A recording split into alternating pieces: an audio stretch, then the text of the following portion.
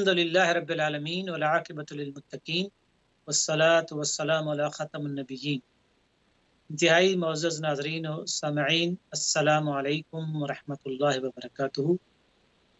Programme رحمان کی رحمت میں اسلام چینل اردو پر تمام ناظرین اور سامعین کو ویلکم، خوش آمدید۔ الحمدللہ، اللہ تعالیٰ کا شکر ہے کہ اس پروگرام میں اللہ تعالیٰ کی رحمت کا جو سب سے بڑا ثبوت ہے، سب سے بڑا ہمارے پاس جو ایک خزانہ ہے، وہ اللہ تعالیٰ کی کتاب ہے قرآن مجید۔ آج قرآن مجید کی صورتیں سورہ ضحیٰ، سورہ الم نشرح اور سورہ تین کا مختصر ترجمہ اور تشریح پیش کی جائے گی۔ تو سورہ ضحیٰ اور سورہ الم نشرح یہ آپس میں ایک جوڑا ہے، اور دراصل یہ دونوں صورتیں یہ بتاتی ہیں کہ میرے اور آپ کے پیارے نبی حضرت محمد رسول اللہ صلی اللہ علیہ وآلہ وصحبہ وسلم کتنی عظیم شخصیت ہے، اور ان کو اللہ تعالیٰ نے کیا ہدایات دی، کس طرح سے رہنمائی کی، کس طرح سے ان کی تربیت کی، اور کس طریقے سے اللہ سبحانہ و تعالیٰ نے میرے اور آپ کے پیارے آقا محمد رسول اللہ صلی اللہ علیہ وآلہ وسلم کو ایک عظیم مقصد کے لیے، ایک عظیم مشن کے لیے تیار کیا۔ چنانچہ سورہ ضحیٰ کا مطالعہ کرتے ہیں۔ 11 آیات کے پر مشتمل یہ صورت ہے، اور اس صورت میں بنیادی طور پر نبی اکرم صلی اللہ علیہ وسلم کی سیرت اور آپ کی شخصیت اور کردار کی کچھ پہلو نمایاں کیے گئے ہیں، اور اس میں نبی اکرم صلی اللہ علیہ وآلہ وصحبہ وسلم کو ایک طرح کی تسلی دی گئی ہے، حوصلہ افزائی کی گئی ہے، اور آپ کو ایک ری ایشورنس کروائی گئی ہے۔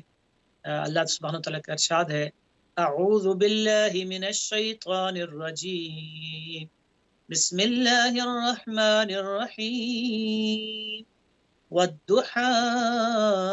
واللیل اذا سجى ما ودعك ربك وما قلى وللآخرة خير لك من الأولى ولسوف يعطيك ربك فترضى ألم يجدك يتيما فآوى ووجدك ضالا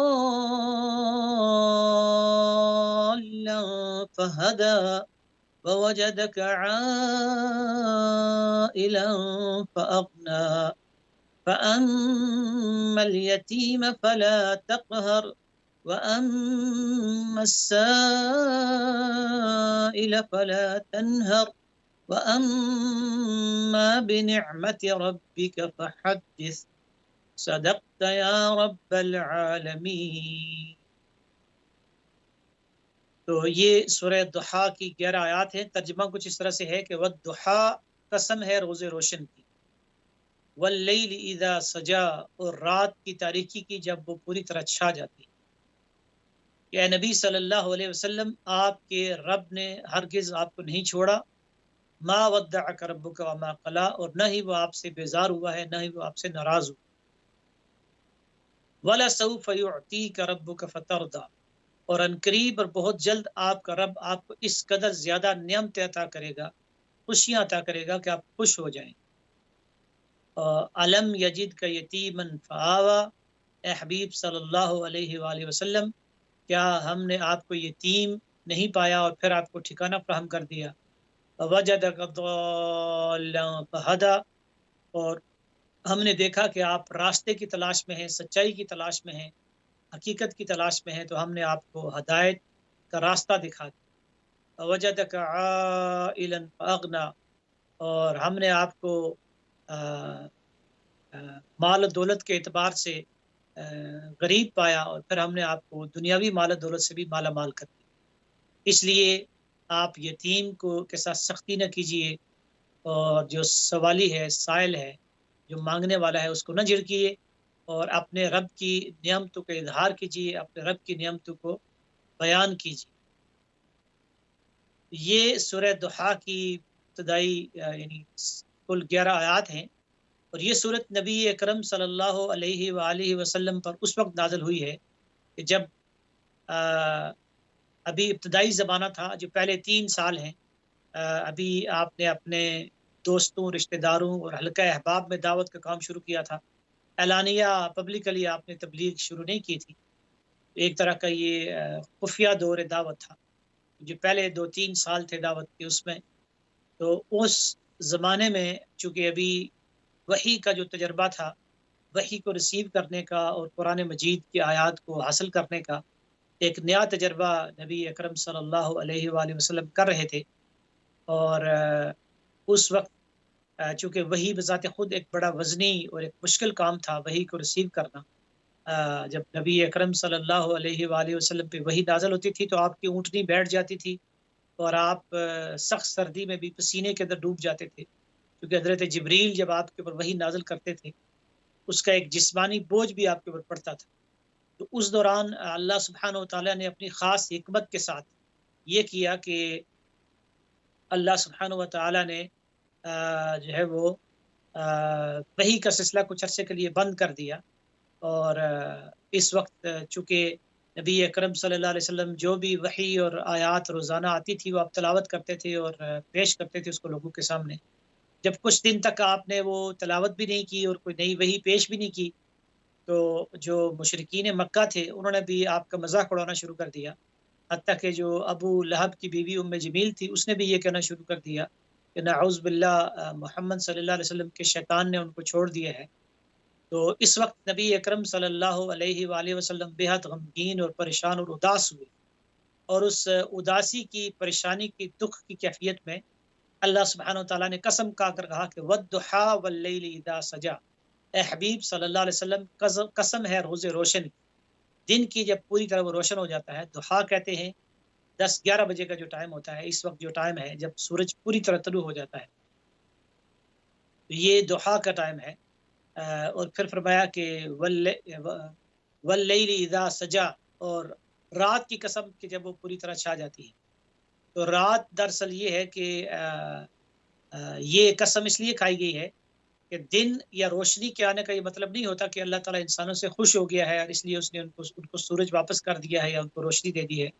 اور رات کے آنے کا یہ مطلب اور مقصد ہرگز نہیں ہوتا کہ اللہ تعالیٰ انسانوں سے ناراض ہو گیا ہے اور اس نے ان سے سورج اور روشنی چھین لی ہے. بلکہ یہ اللہ تعالیٰ کا ایک نظام ہے، ایک حکمت ہے کہ دن میں لوگ کام کریں، اپنی ضروریات پوری کریں، اور رات میں انسان آرام کرے. کیونکہ جس طرح دن میں انسان کو کام کاج کی ضرورت ہوتی ہے، اسی طرح رات میں اس کو سکون کی، آرام کی، ریسٹ کی ضرورت ہوتی ہے تاکہ دوبارہ وہ تازہ دم ہو کر فریش ہو کر اگلے دن کام کر سکے. اللہ تعالیٰ نے رات اور دن کی قسمیں کھائی اور کہا کہ ما ودعک ربک وما قلی، اے حبیب صلی اللہ علیہ وسلم آپ کے رب نے نہ آپ کو چھوڑا ہے نہ وہ آپ سے بیزار ہوا ہے. یعنی یہ جو وحی کا سلسلہ بند ہوا ہے اس میں اللہ تعالیٰ کی حکمت ہے، اس میں اللہ تعالیٰ کی طرف سے ایک رحمت ہے، اس میں اللہ تعالیٰ کی طرف سے ایک تربیت ہے کہ آپ کے اندر وحی کی بوجھ کو اٹھانے کی طاقت پیدا ہو جائے اور بہت زیادہ بوجھ آپ کے اوپر نہ ڈالا جائے بلکہ تھوڑا تھوڑا کر کے قرآن حاصل کیا جائے. اور اس میں یہ بریک یا وقفہ بہت ضروری ہے تاکہ آپ کو کچھ آرام کا موقع بھی ملے. اور اس کا یہ مقصد ہرگز نہیں ہے کہ اللہ تعالیٰ نے آپ کو چھوڑ دیا ہے یا آپ سے وہ ناراض ہو گیا ہے. اس طریقے سے اللہ سبحانہ وتعالیٰ نے تسلی دی. پھر فرمایا کہ وَلَسَوْفَ يُعْطِيكَ رَبُّكَ فَتَرْضَى، اے حبیب صلی اللہ علیہ وسلم بہت جلد اور عنقریب آپ کا رب جس نے آپ کو پیدا کیا ہے، جو آپ کی پرورش کر رہا ہے، جو آپ کی ضروریات کو پورا کر رہا ہے، اور جو آپ کا خالق اور مالک ہے، وہ رب وہ آپ کو اتنا عطا کرے گا. وَلَسَوْفَ يُعْطِيكَ رَبُّكَ فَتَرْضَى، اتنا دے گا کہ آپ خوش ہو جائیں گے. تو یہاں ایک فرق ہمیں دیکھنا چاہیے کہ موسیٰ علیہ السلام جب کوئی طور پر گئے تو انہوں نے کہا کہ اے اللہ، اے میرے رب، میں تیرے پاس اس لیے آیا ہوں کہ لترضیٰ، تو راضی ہو جائے. لیکن یہاں اللہ سبحانہ و تعالیٰ میرے اور آپ کے پیارے آقا محمد رسول اللہ صلی اللہ علیہ وآلہ وسلم سے وہ کہہ رہے ہیں کہ اے حبیب ہم آپ کو اتنا دیں گے کہ آپ راضی ہو جائیں. یعنی اللہ تعالیٰ نبی اکرم صلی اللہ علیہ وآلہ وسلم کو کہہ رہے ہیں کہ ہم آپ کو اتنی نعمتیں دیں گے، اتنی برکتیں عطا کریں گے. ابھی مشکلات ہیں، ابھی لوگ آپ کی بات نہیں سن رہے، ابھی صرف چند لوگ آپ کے اوپر ایمان لائے ہیں، اور ابھی کچھ لوگ مذاق اڑا رہے ہیں، کچھ لوگ آپ کو تانے دے رہے ہیں، کچھ لوگ یہ سمجھتے ہیں کہ یہ کوئی جنون ہے، کوئی بیماری ہے جو آپ کو لگ گئی ہے. لیکن بہت جلد آپ کو بے شمار نعمتیں ملیں گی اور آپ ایک کامیاب رسول اور کامیاب پیغمبر اور کامیاب شخصیت کی حیثیت سے پورے عرب کے اندر اور پوری دنیا کے اندر آپ ابھر کر سامنے آئیں گے. یہ اللہ تعالیٰ نے جو پیشن گوئی کی تھی قرآن کی اس آیت میں، پھر آنے والے کچھ سالوں میں 10-15 سالوں میں اس شان سے پوری ہوئی کہ نبی اکرم صلی اللہ علیہ وآلہ وسلم مکہ میں اس انداز سے داخل ہوئے کہ خانہ کعبہ کی چابیاں آپ کے حوالے کی گئیں، اور قریش کے سارے لیڈر جو آپ کی مخالفت کرتے رہے وہ ان میں سے اکثر تو مارے گئے، ہلاک ہو گئے، لیکن جو بچے وہ ہاتھ باندھ کر کھڑے تھے اور وہ گویا کہ آپ کے اطاعت گزار اور فرمانبردار بن گئے اور آپ کے اوپر ایمان لے آئے۔ یہ اللہ تعالیٰ کی طرف سے ایک تسلی تھی، اس لیے یہاں پر پھر اللہ تعالیٰ نے نبی اکرم صلی اللہ علیہ وآلہ وسلم کی شخصیت کے 3 پہلو بھی بیان کیے۔ پہلا یہ بیان کیا ہے کہ علم یجد کا یتیما فآویٰ، اپنے احسانات گنوائے ہیں کہ آپ یتیم تھے، ہم نے آپ کو ٹھکانہ فراہم کیا۔ یعنی جب آپ کے والد محترم کا انتقال ہو گیا تھا اور پھر 6 سال تک آپ کی والدہ ماجدہ آپ کی پرورش کرتی رہی، اور خاص طور پر حضرت علیمہ سعدیہ رضی اللہ تعالیٰ عنہ نے آپ کی پرورش کی اور آپ کو دودھ پلایا، وہاں اللہ تعالیٰ نے خصوصی برکتیں اور رحمتیں نازل کی۔ اور اسی طریقے سے پھر آپ کی والدہ ماجدہ حضرت آمنہ کا جب انتقال ہو گیا، اس وقت اللہ سبحانہ و تعالیٰ نے آپ کے دادا جناب عبد المطلب کے ذریعے سے آپ کی پرورش کی، اور جب جناب عبد المطلب کا بھی انتقال ہو گیا تو آپ کے انتہائی محترم اور پیارے چچا جناب ابو طالب نے آپ کی سرپرستی اور تربیت اور دیکھ بھال شروع کر دی۔ یہ اللہ تعالیٰ نے دربار ہیں کہ آپ بچپن سے ہی میرا دست شفقت اور میری رحمت اور میرا فضل و کرم اور میری عنایتیں وہ آپ کے اوپر جاری و ساری رہی ہیں۔ اور پھر فرمایا کہ وَوَجَدَكَ ضَالًّا فَهَدَىٰ، کہ نبی صلی اللہ علیہ وسلم آپ کی ایک بہت بڑی ضرورت یہ تھی کہ آپ کو ہدایت کا راستہ ملے، آپ کو یہ پتہ چلے کہ سچائی کیا ہے، جھوٹ کیا ہے، حق کیا ہے، باطل کیا ہے، کیونکہ نبی اکرم صلی اللہ علیہ وآلہ وسلم انتہائی ذہین اور انتہائی سوچنے والی شخصیت تھے۔ آپ یہ سوچتے تھے کہ یہ خانہ کعبہ جو اللہ کا گھر ہے، جہاں ابراہیم علیہ السلام کا بت بھی رکھا ہوا ہے، جو بت توڑنے والے تھے، تو یہ کیوں ان لوگوں نے بت بنائے ہیں، اور یہ جو مکہ المکرمہ کے اندر ظلم ہو رہا ہے یتیموں کے اوپر، غریبوں کے اوپر، بیواؤں کے اوپر، اس ظلم و ستم کو، اس یہ جو ایک نظام ہے استحصالی نظام، جس میں غریب سے غریب تر ہو رہا ہے اور امیر سے امیر تر ہو رہا ہے، اور عورتوں کو اور بچوں کو اور غلاموں کو ان کے حقوق نہیں دیے جا رہے، اس مسئلے کا حل کیا ہے؟ اللہ تعالیٰ نے فرمایا کہ فہدا، ہم نے آپ کو وحی عطا کی، ہم نے آپ کو ریولیشن عطا کی، ہم نے آپ کو گائیڈنس اور رہنمائی عطا کر دی، آپ کو پتہ چل گیا کہ سچائی کیا ہے۔ اور پھر یہ بھی بتایا کہ وَوَجَدَكَ عَائِلًا فَأَغْنَىٰ، کہ حبیب صلی اللہ علیہ وسلم آپ کی جو زندگی تھی اس میں تنگ دستی تھی، اس میں غربت تھی، کیونکہ جناب ابو طالب خود بھی ان کے بھی کافی سارے بیٹے تھے اور وہ خود بھی بہت زیادہ امیر شخصیت نہیں تھے، لیکن نبی اکرم صلی اللہ علیہ وسلم نے 13-14 سال کی عمر سے ہی خود کام کرنا شروع کر دیا۔ سب سے پہلے آپ نے بکریاں چرائیں اور آپ نے اس سے کچھ پیسے اکٹھے کیے۔ اس کے بعد جب آپ کی عمر 17-18 سال ہوئی تو آپ نے حضرت ابو طالب کے ساتھ جو سیریا یعنی شام کی طرف، جو شمال کی طرف جو سفر کرتے تھے قریش، جو ان کا گولڈن ٹریڈ روٹ تھا، جو ان کا بزنس کا ایک سلسلہ تھا قریش کا، اس بزنس میں آپ نے جو کاروباری دورے ہیں وہ آپ نے شروع کر دیے، اور پھر اسی عمر میں آپ نے بہت جلد کاروبار شروع کر دیا خود، اور اسی وجہ سے پھر آپ کو صادق اور امین کا لقب بھی ملا، کیونکہ آپ کاروبار کے اندر کوئی بددیانتی کو دھوکہ نہیں کرتے تھے، ہمیشہ سچ بولتے تھے اور ہمیشہ دیانتداری کے ساتھ جو سامان کی خرید و فروخت کرتے تھے۔ تو اسی وجہ سے آپ کا نام جب مشہور ہوا تو آپ کے پاس چونکہ خود زیادہ انویسٹمنٹ کے لیے پیسے نہیں تھے، حضرت خدیجہ رضی اللہ تعالی عنہا جو ایک کامیاب کاروباری شخصیت تھی، انہوں نے اپنا مال تجارت نبی اکرم صلی اللہ علیہ وسلم کو دیا اور کہا کہ یہ آپ جا کے فروخت کریں، اور اپنے غلام میسرہ کو بھی ان کے ساتھ کر دیا، نبی اکرم صلی اللہ علیہ وسلم کے ساتھ بھیج دیا۔ تو اس طریقے سے اس کاروبار میں بہت زیادہ نفع ہوا، اور میسرہ جو غلام تھا اس نے اور بھی بہت ساری باتیں حضرت خدیجہ رضی اللہ تعالیٰ عنہا کو بتائیں کہ کس طریقے سے نبی اکرم صلی اللہ علیہ وسلم امانت اور دیانت اور سچائی اور وعدے کی پابندی جیسی بہت ہی بنیادی صفات کے حامل ہیں، تو حضرت خدیجہ رضی اللہ تعالیٰ عنہ نے ان کو مزید سامان تجارت دیا. اس طرح 18-20 سال کی عمر میں نبی اکرم صلی اللہ علیہ وسلم ایک انتہائی کامیاب بزنس مین اور ایک انتہائی بہترین تاجر کی حیثیت سے سامنے آئے. اور پھر اللہ تعالیٰ نے آپ کو بہت مال دیا، آپ کو بہت زیادہ مالی فائدہ ہوا اپنے کاروبار سے، اپنے بزنس سے. اور بالآخر جب آپ کی عمر مبارک 25 سال ہوئی، حضرت خدیجہ رضی اللہ تعالیٰ عنہ نے آپ کو نکاح کا پیغام بھیجا اور جناب ابو طالب نے آپ کا نکاح پڑھا دیا. اس طریقے سے آپ نے خود جو سرمایہ دولت کمائی تھی وہ بھی آپ کے پاس موجود تھی، اور وہ مال و دولت جو حضرت خدیجہ رضی اللہ تعالیٰ عنہ کا تھا وہ بھی آپ حضرت خدیجہ رضی اللہ تعالیٰ عنہ نے نبی اکرم صلی اللہ علیہ وسلم کے حوالے کر دیا. چونکہ نبی اکرم صلی اللہ علیہ وسلم شروع سے ہی بیواؤں اور یتیموں کا خیال رکھتے تھے، غریبوں اور مسکینوں کی ضروریات پوری کرتے تھے اور کمزوروں کی مدد کرتے تھے. اور اس لیے حضرت خدیجہ رضی اللہ تعالیٰ عنہ نے کہا کہ یہ سارا مال آپ کے حوالے ہے، آپ جس طرح چاہیں اس کو لوگوں کے اوپر خرچ کریں. یہ ہے نبی اکرم صلی اللہ علیہ وسلم کی سیرت کا وہ پہلو جو سورہ ضحیٰ میں بیان کیا گیا ہے. اللہ تعالیٰ نے قسمیں کھا کر کہا ہے کہ اے حبیب صلی اللہ علیہ وسلم، ہم کبھی آپ کو تنہا نہیں چھوڑیں گے. جس طرح رات آتی ہے اور دن آتا ہے، دن کے بعد رات آتی ہے، اسی طرح یہ وحی کا سلسلہ رک گیا ہے،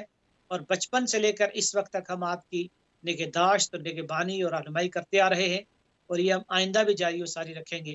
اور پھر فرمایا کہ وَوَجَدَكَ عَائِلًا فَأَغْنَىٰ فَأَمَّا الْيَتِيمَ فَلَا تَقْهَرْ وَأَمَّا السَّائِلَ فَلَا تَنْهَرْ. کہ اے نبی صلی اللہ علیہ وسلم، اب جب آپ کو ہم نے اتنی نعمتیں عطا کر دی ہیں، اتنے آپ سے وعدے کر دیے ہیں، اور اتنے آپ کو مستقبل کے بارے میں یقین دہانی کروا دی ہے کہ آپ کا مستقبل بڑا روشن ہوگا، بڑا نمایاں ہوگا، بڑا کامیاب ہوگا. آپ ایک انتہائی باعزت، ایک انتہائی طاقتور اور ایک انتہائی عظیم شخصیت بن کر سامنے آنے والے ہیں. اس لیے اب آپ یہ جو کام کر رہے ہیں کہ یتیموں کی دیکھ بھال کیجیے، یتیم کہ آپ چونکہ خود یتیم ہیں، یہ اللہ سبحانہ و تعالیٰ کی ایک تربیت کا انداز تھا کہ وہ ہستی جس نے یتیموں کے سر پر دست شفقت رکھنا تھا، غریبوں کا خیال رکھنا تھا، تو اللہ سبحانہ و تعالیٰ نے خود ان کو ان سارے مراحل سے گزارا تاکہ وہ ذاتی طور پر ایکسپیرینس کریں، ان کو یہ پتہ چلے کہ غربت کیا ہوتی ہے، یتیمی کیا ہوتی ہے، اور مالی تنگ دستی کیا ہوتی ہے. اور پھر وہ اس حقیقت کو سمجھتے ہوئے غریبوں اور مسکینوں اور یتیموں اور بیواؤں کا خیال رکھ سکے. فرمایا کہ فَأَمَّا الْيَتِيمَ فَلَا تَقْهَرْ. اے نبی صلی اللہ علیہ وسلم، آپ یتیم کو نہ جھڑکیں اور یتیم کے ساتھ سختی نہ کریں. وَأَمَّا السَّائِلَ فَلَا تَنْهَرْ. اور جو بھی سوالی ہے، جو سوال کرنے والا ہے، چاہے وہ کوئی چھوٹی سی چیز مانگنے آئے،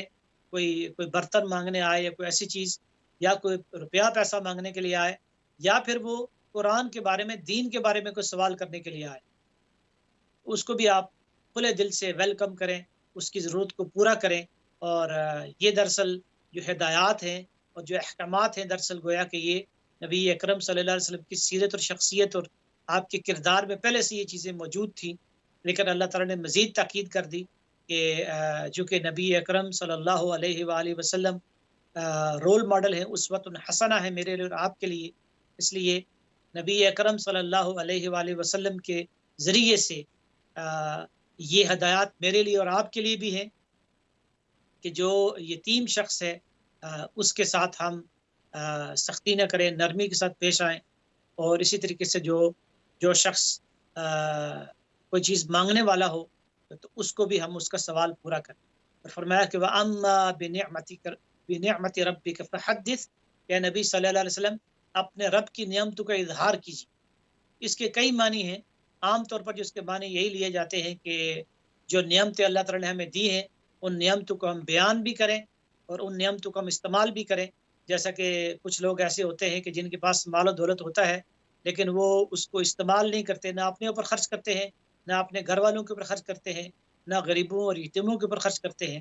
تو ایک معنی تو اس کے یہ ہوئے نعمتوں کے اظہار کے کہ اللہ تعالیٰ نے اگر مال دیا ہے، دولت دی ہے، کچھ نعمتیں دی ہے، اس نعمتوں کو خرچ کیا جائے، اپنے اوپر بھی کیا جائے اور مخلوق خدا کے اوپر بھی خرچ کیا جائے. لیکن اللہ تعالیٰ کی نعمتوں میں سب سے بڑی نعمت جو نبی اکرم صلی اللہ علیہ وسلم کو ملی ہے وہ نعمت تو قرآن کی نعمت ہے، دین کی نعمت ہے. تو گویا یہاں اس بات کا حکم بھی موجود ہے اور اشارہ موجود ہے کہ یہ جو نعمت اللہ تعالیٰ نے آپ کو دی ہے، قرآن کی نعمت، ہدایت کی نعمت، علم کی نعمت، حکمت کی نعمت، یہ روشنی، اس کو آپ نے دوسرے انسانوں تک پہنچانا ہے، اس کا ابلاغ کرنا ہے، اس کا پیغام آپ نے دوسرے لوگوں کو دینا ہے۔ یہ سورہ دحا کی 11 آیات تھی، جس میں نبی اکرم صلی اللہ علیہ وآلہ وسلم کی شخصیت کا ایک بہت ہی روشن اور نمایاں پہلو بیان کیا گیا ہے، اور ان کو تسلی بھی دی گئی ہے، اور ان کو مستقبل کے لیے خوشخبری بھی دی گئی ہے۔ اسی کے ساتھ دوسری سورت جو مل رہی ہے، جو اس کے ساتھ ہی ہے، گویا وہ اس کا جوڑا ہے اور اس کا پارٹ ہے، وہ ہے سورہ علم نشرح۔ اب میں سورہ علم نشرح کی تلاوت کرتا ہوں، اور پھر اس کا ترجمہ اور مختصر تشریح آپ کے سامنے پیش کی جائے گی۔ چنانچہ اللہ سبحانہ وتعالیٰ کا ارشاد ہے، بسم اللہ الرحمن الرحیم، علم نشرح لك صدرك ووضعنا عنك وزرك الذي أنقض ظهرك ورفعنا لك ذكرك فإن مع العسر يسرا إن مع العسر يسرا فإذا فرغت فانصب وإلى ربك فارغب۔ یہ سورہ علم نشرح ہے، اس کی 8 آیات ہیں۔ یہ بھی ابتدائی زمانے میں ہی نازل ہوئی ہے، اور اس کا ترجمہ اس طرح سے ہے کہ علم نشرح لک صدرک، اے حبیب صلی اللہ علیہ وآلہ وسلم، کیا ہم نے آپ کا سینہ کھول نہیں دی، وَوَضَعْنَا عَنْكَ وِزْرَكَ، اور علم نشرح لک صدرک، کیا اے حبیب صلی اللہ علیہ وسلم، کیا ہم نے آپ کا سینہ کھول نہیں دیا اور آپ سے وہ بوجھ ہٹا نہیں دیا کہ جو آپ کی کمر توڑ رہا تھا، اور وَرَفَعْنَا لَكَ ذِكْرَكَ، اور ہم نے آپ کے ذکر کو آپ کے لیے بلند کر دیا۔ تو یہ اس کے بعد فرمایا کہ فَإِنَّ مَعَ الْعُسْرِ يُسْرًا، بے شک ہر تنگی کے ساتھ ہی آسانی ہے، اور بے شک ہر مشکل کے ساتھ ہی آسانی ہے۔ فَإِذَا فَرَغْتَ فَانْصَبْ، اور جب آپ عبادت کی مشقت سے فارغ ہو جائیں، یا جب آپ اپنے جو کام کاج ہیں، جو آپ کی ذمہ داری ہے، اس کی مشقت سے، فَإِذَا فَرَغْتَ فَانْصَبْ،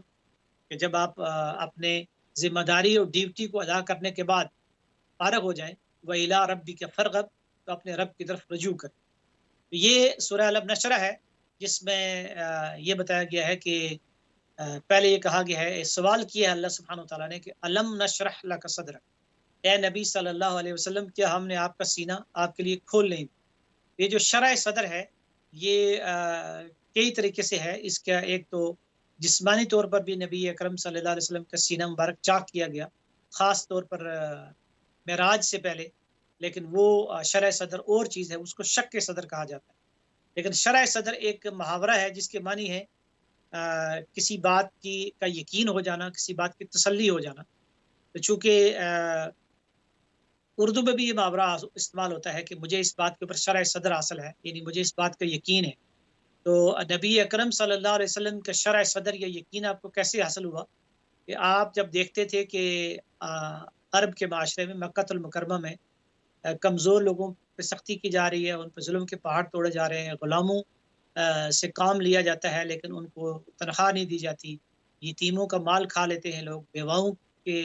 حقوق جو ہے وہ اس پہ دسترازی کی جا رہی ہے، بچیوں کو زندہ دفن کیا جا رہا ہے۔ اس معاشرے میں کیسے امن آئے گا، سکون آئے گا، عدل و انصاف کیسے آئے گا، لوگوں کو آزادی کیسے ملے گی، لوگوں کو شعور کیسے ملے گا؟ تو یہ اس کا راستہ کیا ہے؟ یہ شرح صدر آپ کو ہو گیا کہ جو اللہ تعالیٰ نے مجھے قرآن عطا کیا ہے، اور قرآن کی جو رہنمائی ہے، قرآن کی جو ہدایات ہیں، قرآن کا جو نظام ہے، اسی نظام کے ذریعے سے، اسلام کے ذریعے سے ہی یہ ساری بیماریاں دور ہو سکتی ہیں۔ یہ وہ شرح صدر ہے کہ جو نبی اکرم صلی اللہ علیہ وسلم کو حاصل ہوا۔ تو فرمایا کہ علم نشرح لک صدرک ووضعنا عنک وزرک الذی انقض ظہرک، کہ وہ بوجھ ہم نے آپ سے ہٹا دیا کہ جو آپ کی کمر توڑے ڈال رہا تھا۔ وہ بوجھ یہی تھا کہ آپ اس غم میں گل رہے تھے، اس دکھ اور پریشانی کی کیفیت میں تھے کہ یہ جو عرب ہیں، یہ جو مکہ کے لوگ ہیں، جو اپنی بچی کو زندہ دفن کر رہے ہیں، جو چھوٹی چھوٹی باتوں پہ لڑتے ہیں، ایک دوسرے کو قتل کر دیتے ہیں، جو بتوں کی پوجا کرتے ہیں، جو مٹی اور پتھر اور لوہے اور سونے کے بنے ہوئے بت ہیں، ان کے سامنے سجدہ ریز ہوتے ہیں، ان کو اپنا خدا مانتے ہیں، یہ فرشتوں کو اللہ تعالیٰ کی بیٹیاں کہتے ہیں، ان کو زنانہ کپڑے پہناتے ہیں۔ یہ اس طرح کی جو گمراہیوں کے اندر مبتلا ہے، تو یہ قوم ہلاک ہو جائے گی، تباہ ہو جائے گی۔ فرمایا کہ علم نشرح لک صدرک ووضعنا عنک وزرک الذی انقض ظہرک، اے حبیب صلی اللہ علیہ وسلم، ہم نے آپ کا سینہ آپ کے لیے کھول دیا اور وہ بوجھ آپ کے اوپر سے ہٹا دیا جو آپ کی کمر توڑے ڈال رہا تھا۔ اور یہ دراصل نبی اکرم صلی اللہ علیہ وسلم کو تسلی دی گئی یہاں بھی سورہ دوحہ کی طرح۔ تو معزز ناظرین، پروگرام رحمان کی رحمت جاری و ساری ہے، اور ابھی اس پروگرام کا جو پہلا حصہ ہے وہ اپنے تکمیل کی جانب بڑھ رہا ہے۔ ہم بریک کی طرف جا رہے ہیں۔ بریک کے بعد انشاءاللہ العزیز پروگرام کا اگلا حصہ پیش کیا جائے گا، اور جو ناظرین سامعین ہمارے ساتھ ہیں وہ فون کر کے سوالات بھی کر سکتے ہیں پروگرام کے دوسرے حصے میں۔ امید ہے کہ آپ ہمارے ساتھ شامل رہیں گے، اور جو پروگرام کا دوسرا حصہ ہے اس میں آپ اس سورہ علم نشرح کا جو بقیہ حصہ ہے اس کی تشریح اور وضاحت بھی آپ ہمارے ساتھ سنیں گے، اور اگلی صورت بھی پیش کی جائے گی سورہ التین۔ تو اللہ تعالیٰ سے دعا ہے کہ وہ ہمیں نبی اکرم صلی اللہ علیہ وسلم کی سچی محبت اور اطاعت نصیب فرمائے۔ اللہم صلی علی سیدنا و مولانا محمد وبارک وسلم وصلی علیہ، وآخر دعوانا الحمد للہ رب العالمین۔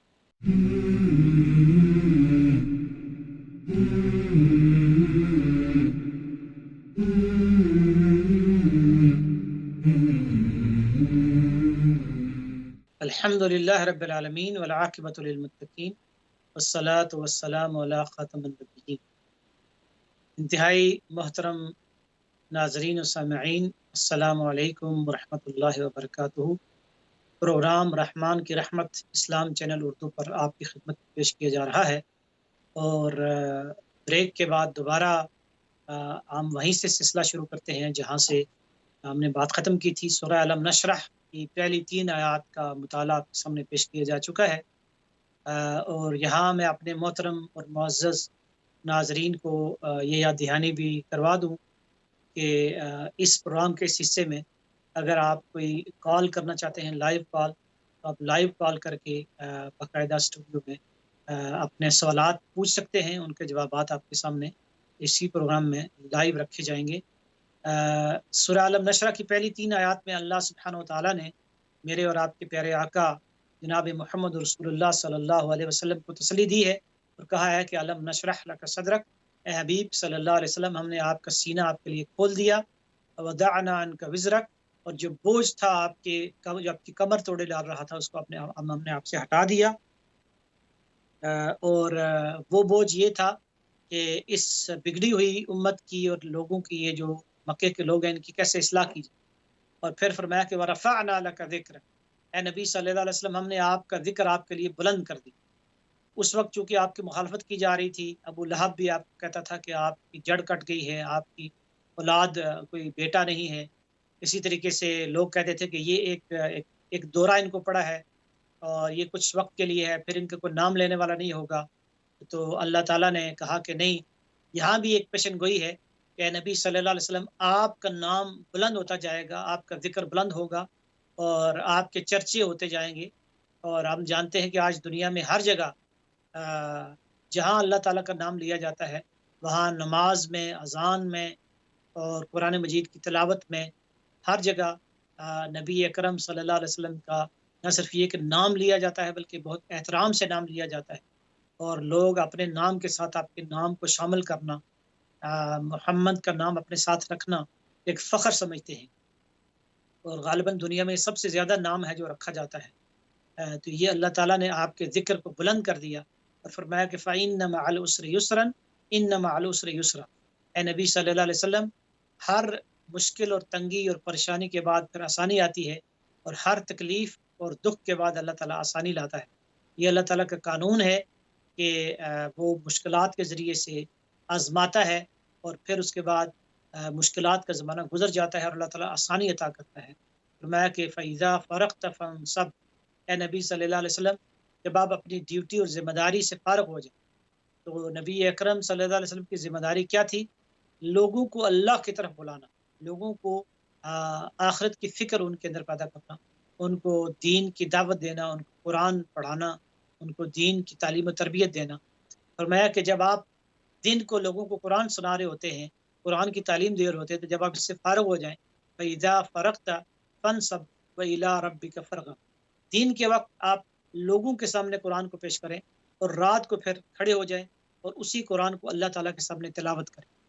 یہ ایک تزکیہ اور تربیت کا، ٹریننگ کا پروسیس تھا، جس میں سے اللہ تعالیٰ نے نبی اکرم صلی اللہ علیہ وسلم کو گزارا کہ دن کو قرآن لوگوں کو پڑھ کر سنائیں اور اس کا پیغام لوگوں تک پہنچائیں، اور اس دوران جو لوگ آپ کو برا بلا کہیں، جو آپ کو تانے دیں، جو آپ کو گالیاں دیں، جو آپ کو تکلیف ہو، اس دکھ کی وجہ سے جو آپ کو ایک سینے کے اندر جو آپ کو زخم لگے، ان زخموں کے اوپر جو مرہم ہے، ان زخموں کا جو علاج ہے، وہ رات کو اللہ کے سامنے کھڑے ہوں، تلاوت کریں، اللہ کے قرآن کو پڑھیں، اس سے آپ کو حوصلہ ملے گا، تسلی ملے گی، طاقت ملے گی، قوت ملے گی۔ اور یہ دراصل وہ ایمان کی طاقت و قوت ہے کہ جو آپ کو چٹان کی طرح مضبوط رکھے گی ان ساری مخالفتوں کے مقابلے میں، ان سارے اعتراضات کے مقابلے میں، کہ جو اس وقت مشرکین مکہ آپ کے خلاف اٹھا رہے تھے۔ گویا کہ اللہ سبحانہ و تعالیٰ نے نبی اکرم صلی اللہ علیہ وآلہ وسلم کو ایک کچھ اصول بتا دیے کہ یہ جو مشکل وقت ہے یہ گزر جائے گا، اور آنے والا جو وقت ہے اس میں آپ کا نام بھی بہت بلند ہوگا، آپ کو اللہ تعالیٰ عزت اور شہرت عطا کرے گا، اور جو آپ کے مخالفین جو آج آپ کے اوپر تنقید کر رہے ہیں اور آپ کو تکلیفیں دے رہے ہیں، ان کا نام دنیا میں ہمیشہ ذلت اور رسوائی سے لیا جائے گا۔ اور ہم دیکھتے ہیں کہ آج ابو جہل اور ابو لہب وہ شخصیات ہیں کہ جن کا کوئی پورا نام بھی لوگوں کو پتہ نہیں ہے، اصلی نام بھی پتہ نہیں ہے کہ ابو جہل کا جو اصلی نام تھا وہ کیا تھا، یا ابو لہب کا اصلی نام کیا تھا، بلکہ ان کی جو کنیتیں ہیں ان سے ہی ہم ان کو پہچان پاتے ہیں۔ جبکہ نبی اکرم صلی اللہ علیہ وسلم کا شجرہ نسب ان کی کئی نسلوں تک کا ہمیں معلوم ہے، اور یہ ہے دراصل اللہ تعالیٰ کا وعدہ جو آج ہم دنیا میں دیکھ سکتے ہیں۔ معزز ناظرین و سامعین، اب اسی یہ جو تین صورتیں ہیں، سورہ دحا، سورہ النشر اور سورہ تین، یہ تینوں اکٹھی ہیں، تو ان کا ایک بنیادی پیغام ہے جو آخر میں آج کی گفتگو میں پیش کیا جائے گا۔ لیکن اب میں آپ کے سامنے سورہ تین کی تلاوت اور اس کا مختصر ترجمہ بھی آپ کے سامنے رکھ دیتا ہوں، اور پھر آخر میں وضاحت کروں گا کہ سورہ تین کا سورہ دحا اور سورہ النشر کے ساتھ کیا تعلق ہے۔ سورہ تین صرف 8 آیات کے اوپر مشتمل ہے، مکی صورت ہے، اور مکہ کے یہ اس زمانے میں نازل ہوئی جو جب آپ نے اعلانیہ تبلیغ کا کام شروع کر دیا تھا، یعنی آپ نے پبلکلی دعوت کا کام شروع کر دیا تھا، غالباً چوتھے یا پانچویں سال میں یہ نازل ہوئی ہوگی۔ تو سورہ تین 8 آیات کے اوپر مشتمل بہت ہی جامع صورت ہے، اس کی تلاوت آپ کے سامنے پیش کی جا رہی ہے، اس کا ترجمہ، اور پھر اس کی مختصر تشریح کی جائے گی، اور آخر میں پھر بتایا جائے گا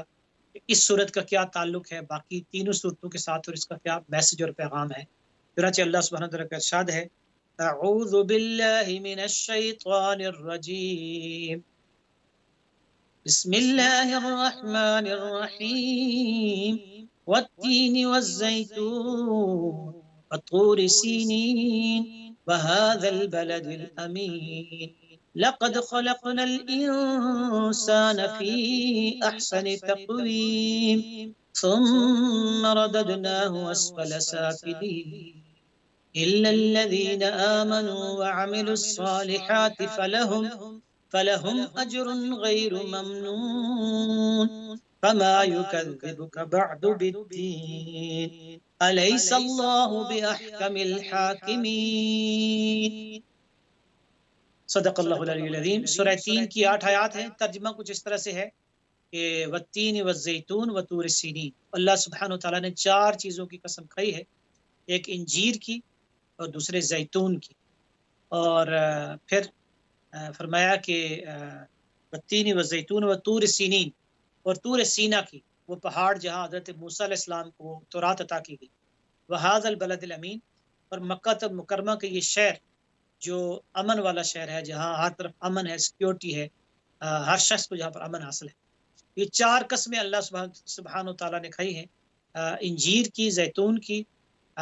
طور پہاڑ کی، اور مکہ المکرمہ کی۔ عام طور پر لوگ یہ سمجھتے ہیں کہ یہ قسمیں الگ الگ ہیں، لیکن اصل میں یہ ایک ہی قسم ہے، اور یہ چند علاقے ہیں جو اللہ تعالیٰ نے خاص طور پر منتخب کیے، جس طرح سے اللہ سبحانہ تعالیٰ نے خانہ کعبہ کو منتخب کیا ہے، اور حرم کو جو مسجد الحرام ہے اس کو منتخب کیا ہے اپنے عبادت کے لیے اور اپنے خاص جو پیغام اتارنے کے لیے، اور ابراہیم علیہ السلام بھی اسی گھر کو انہوں نے تعمیر کیا، اسماعیل علیہ السلام بھی ان کے ساتھ تھے، اور پھر نبی اکرم صلی اللہ علیہ وآلہ وسلم بھی اسی شہر کے اندر پیدا ہوئے۔ اسی طریقے سے جو باقی سرزمینیں ہیں، جیسے شام کی سرزمین ہے، فلسطین کی خاص طور پر سرزمین جہاں پہ ہزاروں نبی آئے، عیسیٰ علیہ السلام جیسے نبی آئے، انجیر اور زیتون کی سرزمین وہی ہے کہ جہاں حضرت زکریا، حضرت یحییٰ، حضرت عیسیٰ علیہ السلام اور اسی طریقے سے اور بہت سارے پیغمبر، حضرت ایوب علیہ السلام، حضرت شعیب علیہ السلام، حضرت صالح علیہ السلام، حضرت ہود علیہ السلام، تو اتنے عظیم پیغمبر ہیں، حتیٰ کہ نوح علیہ السلام بھی اسی یہ جو انجیر و زیتون کی سرزمین ہے، اسی کے درمیان ہی یہ سارے پیغمبر پیدا ہوئے اور تشریف لائے، اور یہیں پہ انہوں نے اپنا پیغام پھیلایا۔ اور پھر طور سینا وہ پہاڑ ہے کہ جس کے دامن میں حضرت موسیٰ علیہ السلام نے اپنی قوم کی تربیت بھی کی، ان کو ایجوکیٹ بھی کیا، اور تورات بھی وہاں پر ریسیو کی اور ان کو لے کر یہاں لوگوں کے سامنے پیش کیا۔ اب قسم کس بات پہ کھائی گئی ہے؟ ارشاد باری تعالیٰ یہ ہے کہ اللہ تعالیٰ فرماتے ہیں کہ لقد خلقنا الانسان فی احسن تقویم، یقیناً ہم نے انسان کو بہترین ساخت پہ پیدا کیا ہے۔ تو یہ ایک بہت ہی اہم ترین آیت ہے قرآن مجید کی، جس پہ آج کی اس نشست میں وضاحت آپ کے سامنے پیش کی جا رہی ہے کہ انسان احسن تقویم کیسے ہے۔ میں اور آپ ہم انسان ہیں، اور پوری انسانیت احسن تقویم یعنی بیسٹ آف دی کریشن یا بہترین مخلوق، کراؤن کریشن یا اشرف المخلوقات انسان کیسے ہے۔ ایک تو انسان جو ہے نا اشرف المخلوقات ہے، اپنے جو جسمانی اس کی ساخت ہے اس میں، یعنی اس کا چلنا پھرنا، یہ اس کا جو ہے نا وہ دوسرے جانوروں سے مختلف، لیکن ظاہر ہے کہ چیتا یا شیر انسان سے زیادہ طاقتور ہے، یہ فضیلت کی وجہ نہیں ہے۔ پھر اسی طریقے سے جو ایک اور انسان کو فضیلت دی گئی ہے وہ یہ ہے کہ انسان کو اللہ تعالیٰ نے عقل دی ہے، تو یہ عقل کی وجہ سے بھی انسان کو فضیلت عطا کی گئی ہے، یعنی وہ اپنی عقل سے سویلائزیشن اور تہذیب ڈیولپ کرتا ہے، وہ نئی نئی چیزیں انوینٹ کرتا ہے۔ یہ ایک روشنی اللہ تعالیٰ نے انسان کو دی ہے، عقل کی نعمت، جو انٹیلیجنس اور ذہانت اور برین ہے، یہ اللہ تعالیٰ نے انسان کو دیا ہے۔ لیکن یہ بھی انسان کی شرف اور فضیلت کی وجہ نہیں ہے،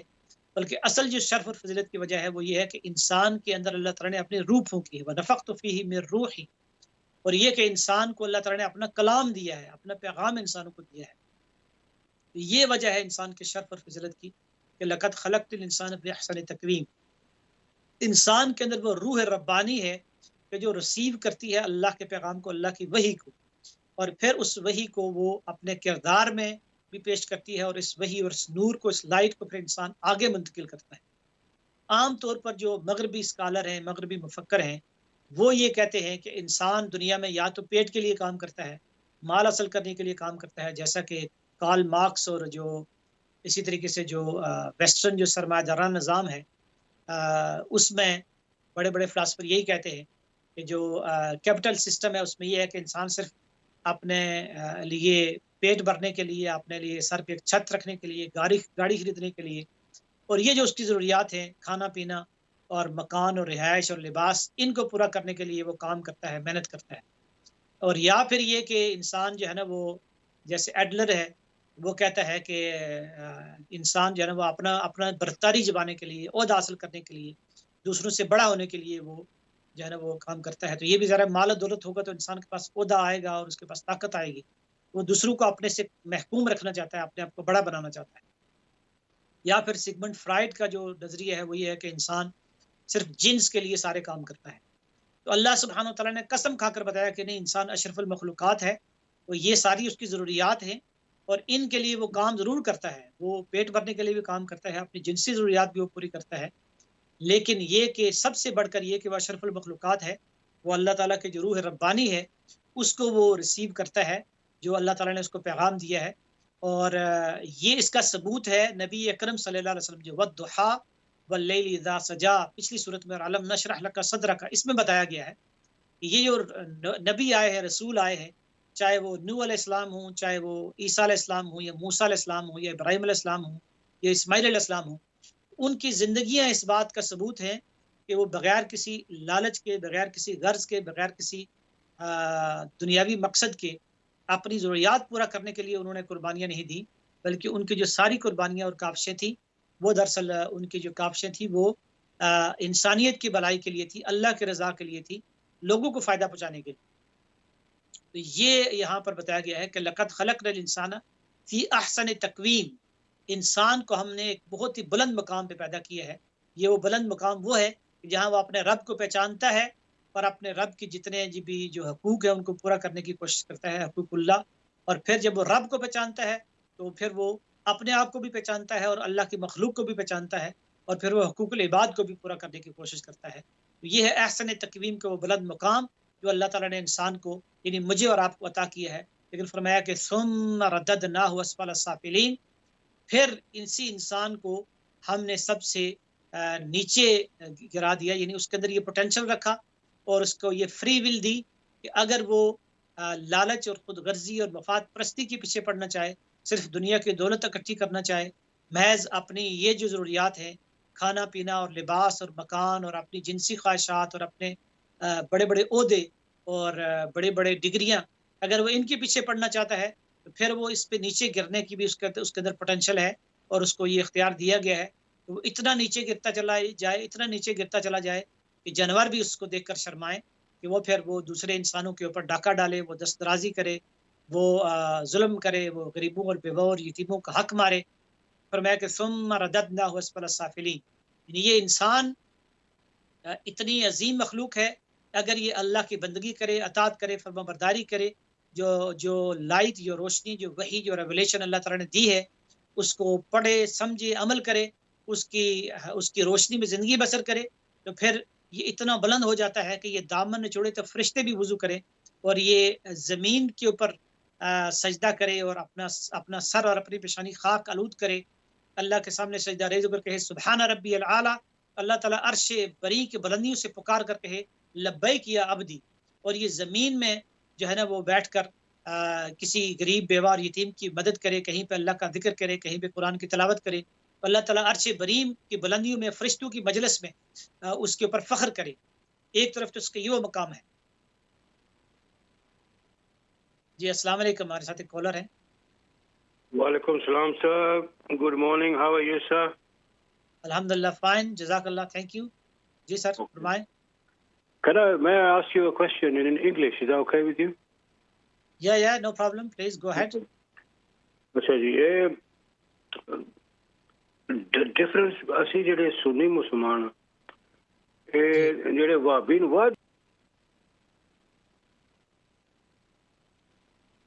ہلو جی تو یہ کال ڈراپ ہو گئی ہے. میں بات یہ کر رہا تھا کہ اللہ سبحانہ و تعالی نے جو فرمایا کہ وَلَقَدْ خَلَقْنَا الْإِنسَانَ فِي أَحْسَنِ تَقْوِيمٍ، انسان کو ہم نے احسن تقویم یعنی بلند مقام پہ فائز کیا ہے اور اس کو ایک بلند مقام دیا ہے. لیکن پھر انسان ثم رددناہ اسفل السافلین، پھر وہ سب سے پست ہو کر نیچے گر کر سب سے نیچے گر جاتا ہے. تو پھر انسان اتنا نیچے گرتا ہے کہ وہ ظلم اور وہ زیادتیاں کرتا ہے، وہ برے کام کرتا ہے، پھر شیطان بھی اس کو دیکھ کر شرماتا ہے. تو یہ دراصل انسان وہ واحد مخلوق ہے کہ جس کے اندر یہ اختیار اس کو حاصل ہے، اس کو یہ ارادہ اور اس کو جو ہے نا وہ یہ فری ول دی گئی ہے. ورنہ دنیا کی کوئی اور مخلوق اس کو یہ ارادہ اور اختیار نہیں ہے. ہر مخلوق کی ایک لمٹ ہے، وہ اس سے نہ نیچے جا سکتی ہے نہ اس سے اوپر جا سکتی ہے. لیکن انسان کی لمٹ یہ ہے کہ یہ ترقی کرنا چاہے تو یہ اپنے روح اور اپنی روحانی طاقت کو اللہ سے جوڑ کر قرآن اور حدیث کو فالو کر کے یہ اللہ تعالیٰ کے قریب ہو سکتا ہے. اتنا قریب ہو سکتا ہے کہ یہ فرشتے بھی اس کے اوپر فخر کریں. اور جب یہ نیچے گرتا ہے، جب یہ نافرمانی کرتا ہے، جرم کرتا ہے، ظلم کرتا ہے اور یہ اتنا نیچے گر جاتا ہے کہ جانور بھی دیکھ کر اس کو شرمائیں. فرمایا کہ یہ انسان احسن تقویم کیسے بن سکتا ہے؟ فرمایا کہ الا الذین آمنوا وعملوا الصالحات فلہم اجر غیر ممنون. ہاں وہ لوگ کہ جو ایمان لائے اور انہوں نے اعمال صالح کیے تو ان کے لیے ایسا اجر ہے جو کبھی ختم ہونے والا نہیں. احسن تقویم یعنی بہترین انسان بننے کے لیے وہ انسان کے جو اللہ تعالیٰ کا پسندیدہ ترین بندہ ہے اور جس پہ اللہ تعالیٰ فرشتوں کے درمیان بھی فخر کرتا ہے، تو وہ انسان بننے کے لیے دو کام کرنے پڑیں گے. الا الذین آمنوا وعملوا الصالحات، ایک ایمان لانا پڑے گا، دوسرا نیک اعمال کرنے پڑیں گے. یہ آمنوا وعملوا الصالحات یہ پورے ایمان کا خلاصہ ہے. آمنو دراصل یہ ہے کہ اللہ تعالیٰ کو پہچاننا، اپنے خالق کو پہچاننا، اس کی نعمتوں کو پہچاننا، اس کی عنایات، اس کے جو ہمارے اوپر فضل و کرم ہے، اس کے جو ہمارے اوپر جو بے انتہا اس نے ہمیں نعمت عطا کی ہے، زندگی کی نعمت عطا کی ہے، اس کو پہچان کر اس کی صفات کو جاننا کہ وہ کتنا رحمان ہے، کتنا رحیم ہے، کتنا کریم ہے، اور اس کی طاقت کیا ہے، اور اس کی ہدایات کیا ہے، اس کی تعلیمات کیا ہیں، تو یہ ایمان ہے۔ اللہ تعالیٰ کے احکامات کو جاننا، اللہ تعالیٰ کی صفات کو جاننا، اور اس کا تقوی پیدا کرنا، اور اس کی محبت دل کے اندر پیدا کرنا، یہ ایمان ہے۔ اور اعمال صالح پھر یہ ہے کہ اللہ کے حقوق کو پورا کرنے کے لیے انسان کھڑا ہو جائے، وہ نماز قائم کرے، وہ زکوٰۃ ادا کرے، وہ روزہ رکھے، وہ حج کرے، اور پھر اس کے ساتھ ساتھ جو بندوں کے حقوق ہیں، انسانوں کے جو حقوق ہیں، ان کو وہ پورا کرے، یعنی غریبوں، بیواؤں، یتیموں کے حقوق پورا کرے، جیسا کہ اس سے پہلے سورہ دحا میں نبی اکرم صلی اللہ علیہ وسلم کی شخصیت کی صورت میں وہ بات سامنے آ چکی ہے۔ اور یہ ایمان اور اعمال صالح، یہ وہ راستہ ہے، یہ وہ فارمولہ ہے کہ جس پہ عمل کر کے انسان احسن تقویم بن سکتا ہے، کامیاب انسان بن سکتا ہے۔ اور فرمایا کہ فلہم اجر غیر ممنون، جو لوگ ایمان اور اعمال صالح کا راستہ اختیار کرتے ہیں، یعنی نبیوں کا راستہ اختیار کرتے ہیں، رسولوں کا راستہ اختیار کرتے ہیں، پیغمبروں کا، صدیقین کا، شہداء کا، صالحین کا، اللہ کے نیک بندوں کا راستہ اختیار کرتے ہیں، فرمایا کہ فلہم اجر غیر ممنون، یہ وہ لوگ ہیں کہ جن کے لیے ایسا اجر ہے جو کبھی ختم ہونے والا نہیں۔ یہ اجر تو انہیں یہاں دنیا میں ہی ملنا شروع ہو جاتا ہے کہ جب میں اور آپ ایمان لاتے ہیں، جب اللہ تعالیٰ کا کوئی بندہ یا کوئی بندی، کوئی مرد یا عورت وہ ایمان لاتے ہیں، پھر وہ اعمال صالح کرنا شروع کر دیتے ہیں، پھر وہ اس ایمان کا ثبوت اپنے عمل سے پیش کرتے ہیں، سب سے پہلے جو انہیں اجر ملتا ہے وہ انہیں ایک سکون اور اطمینان ملتا ہے جو ان کے دل کے اندر ہوتا ہے۔ وہ ڈپریشن سے، ایگزائٹی سے، اسی طرح سے جو ہے نا جو اور اس طرح کی پریشانیاں ہیں، ذہنی جو ٹینشنز ہیں، ان سے وہ آزاد ہو جاتے ہیں، انہیں دنیا میں اطمینان اور سکون ملتا ہے۔ اسی طریقے سے اگر وہ دیانتدار ہیں، امانت دار ہیں، اور دوسرے انسانوں کی مدد کرنے والے ہیں، غریبوں، بیواؤں، یتیموں کا خیال رکھنے والے ہیں، پھر معاشرے میں بھی انہیں ایک عزت کا مقام ملتا ہے، جس طرح کہ اللہ تعالیٰ نے نبی اکرم صلی اللہ علیہ وسلم کا ذکر کیا پچھلی صورتوں میں کہ کیسے ان کو صادق اور امین کی شخصیت سے لوگ جانتے تھے۔ تو یہ اجر اس انسان کو دنیا میں ملنا شروع ہو جاتا ہے، یعنی ایمان اور اعمال صالح کا اجر دنیا میں ملنا شروع ہو جاتا ہے۔ اور پھر اصل جو اجر ہے غیر ممنون، وہ اجر آخرت کے اندر ملے گا، اور وہ اس جنت کی شکل میں ہوگا کہ لا عین رأت، نبی اکرم صلی اللہ علیہ وسلم نے فرمایا کہ وہ جنت جو اس کی نعمتیں ہیں، کسی آنکھ نے ان کو دیکھا نہیں، ولا اذن سمعت، اور کسی کان نے ان نعمتوں کے بارے میں سنا نہیں، ولا خطر علی قلب بشر، اور کسی انسان کی امیجنیشن میں، تخیل میں، تصور میں بھی کوئی یہ بات نہیں ہے کہ وہ نعمتیں کیا ہوں گی۔ اس لیے اگر میں اور آپ احسن تقویم یعنی بہترین انسان بننے کے راستے پر گامزن ہونا چاہتے ہیں، ہم اپنے آپ کو بہتر انسان بنانا چاہتے ہیں، تو ایک تو ہمیں جو قسمیں کھائی گئی ہیں یہاں انجیر و زیتون کی سرزمین کی، اور طور سینا کی، اور مکہ المکرمہ کی، تو جو شخصیات ان علاقوں کے اندر آئی ہیں، ان شخصیات کا ہمیں مطالعہ کرنا ہوگا، ہمیں نوح علیہ السلام کی زندگی کو دیکھنا ہوگا، ہمیں ہود علیہ السلام اور صالح علیہ السلام اور شعیب علیہ السلام اور ابراہیم علیہ السلام اور اسماعیل علیہ السلام، اور میرے اور آپ کے پیارے آقا محمد رسول اللہ صلی اللہ علیہ وسلم، اور ان سے پہلے حضرت عیسیٰ علیہ السلام اور موسیٰ علیہ السلام کی زندگیوں کو اسٹڈی کرنا ہوگا کہ کس طریقے سے ان لوگوں نے، ان بڑی بڑی شخصیات نے، ان پیغمبروں، رسولوں اور نبیوں نے اللہ کے پیغام کو لوگوں تک پہنچایا، اور احسن تقویم یعنی بہترین انسان ہونے کا ایک عملی نمونہ انہوں نے خود پیش بھی کیا۔ اور ان سب کے جو صحابہ کرام تھے، جو فالوورز تھے، جو ان کے پیچھے چلنے والے تھے، وہ بہترین انسان تھے۔ اور آج میں اور اگر آپ، ہم بھی بہترین انسان بننا چاہتے ہیں، احسن تقویم کے مقام پہ فائز ہونا چاہتے ہیں، تو پھر مجھے بھی اور آپ کو بھی ایمان لانا پڑے گا، اور پھر اعمال صالح کرنے پڑیں گے، ویسا ہی ایمان جو ان انبیاء نے لایا، اور وہی اعمال صالح کہ جو یہ نبی کرتے رہے۔ فرمایا کہ فلہم اجر غیر ممنون، اس کے نتیجے میں مجھے اور آپ کو اجر، ایسا اجر ملے گا کہ جو کبھی ختم ہونے والا نہیں ہے، دنیا میں امن اور سکون کی شکل میں، اور آخرت میں اللہ تعالیٰ کی رضا، اللہ تعالیٰ کی خوشنودی اور جنت کی شکل میں۔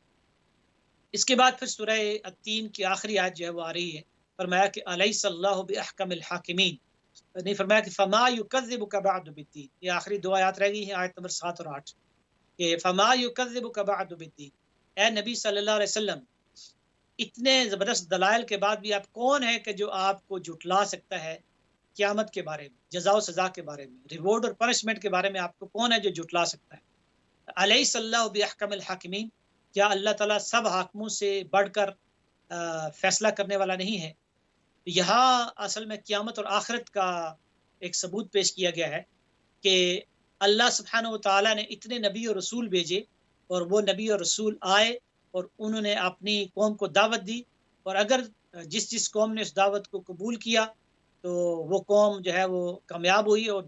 قوم کے جن لوگوں نے، یعنی جس گروہ نے اس دعوت کو قبول کر لیا، وہ اللہ کے عذاب سے بچ کے وہ آسن تقویم کے مقام پہ فائز ہو گئے، اور قوم کے جن لوگوں نے اپنے نبیوں اور رسولوں کے پیغام کو رد کر دیا، اس کا انکار کر دیا، اس کو جھٹلا دیا، تو وہ ثم رددنہ اسفل السافلین، وہ سب سے نیچے گر گئے، وہ ذلیل و رسوا ہو گئے، چاہے وہ لوط علیہ السلام کی قوم ہو، چاہے وہ شعیب علیہ السلام کی قوم ہو، چاہے وہ قوم عاد ہو، قوم سمود ہو، یا فرعون کی قوم ہو۔ اس لیے فرمایا کہ الیس اللہ باحکم الحاکمین، کہ کیا اللہ سبحانہ و تعالیٰ سب حاکموں سے بڑھ کر بہتر فیصلہ کرنے والا نہیں ہے؟ یعنی گویا کہ اگر دنیا میں کوئی بھی شخص کسی کو کوئی ذمہ داری دیتا ہے، کوئی چیز دیتا ہے، تو وہ اس کا حساب کتاب کرتا ہے۔ تو اللہ سبحانہ و تعالیٰ نے مجھے اور آپ کو اتنی نعمتیں دی ہیں، یعنی مجھے اور آپ کو اللہ سبحانہ و تعالیٰ نے آنکھیں، دل و دماغ، جسم دیا ہے، ہمیں عقل دی ہے، شعور دیا ہے، علم دیا ہے، قرآن مجید کی دولت دی ہے، نبی اکرم صلی اللہ علیہ وسلم کا امتی ہمیں بنایا ہے، نبی اکرم صلی اللہ علیہ وآلہ وسلم جیسے رسول ہمیں دیے ہیں۔ تو اللہ سبحانہ و تعالیٰ ضرور فیصلہ کرے گا، وہ ہم سے ضرور پوچھے گا ان نعمتوں کا ہم نے کیا استعمال کیا ہے۔ تو معزز ناظرین و سامعین، آج پروگرام رحمان کی رحمت پہ ہم نے قرآن مجید کی 3 صورتوں کا ہم نے مطالعہ کیا ہے، اور یہ ہے سورہ دحا، سورہ الم نشرح اور سورہ التین۔ اور ان تینوں صورتوں میں پہلے تو یہ بتایا گیا ہے کہ نبی اکرم صلی اللہ علیہ وسلم احسن تقویم ہے، یعنی وہ انسانیت کے سب سے بلند ترین مقام کے اوپر ہیں،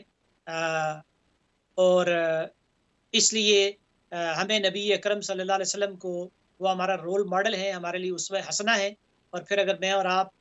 سب سے بہترین انسان بننا چاہتے ہیں تو ہمیں ایمان لا کر اعمال صالح کرنے ہوں گے، اور اس کے نتیجے میں پھر جب ہم ایمان کے راستے پہ چلیں گے، اعمال صالح کے راستے کے اوپر چلیں گے، اور انبیاء اور رسولوں اور شہداء اور صدیقین کے راستے کے اوپر چلیں گے، تو پھر ہمیں دنیا میں بھی امن نصیب ہوگا، اطمینان نصیب ہوگا، سکون حاصل ہوگا، اور پھر آخرت کے اندر بھی جو ہے وہ ہمیں ایک ایسا اجر ملے گا جو کبھی ختم ہونے والا نہیں ہے۔ تو معزز ناظرین و سامعین، آج کے ہمارے پروگرام کا وقت ختم ہوا چاہتا ہے،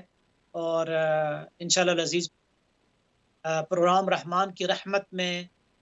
اگلے ہفتے پھر ملاقات ہوگی۔ اس وقت تک اجازت دیجیے۔ السلام علیکم ورحمۃ اللہ وبرکاتہ۔ جزاکم اللہ خیرا و احسن الجزاء۔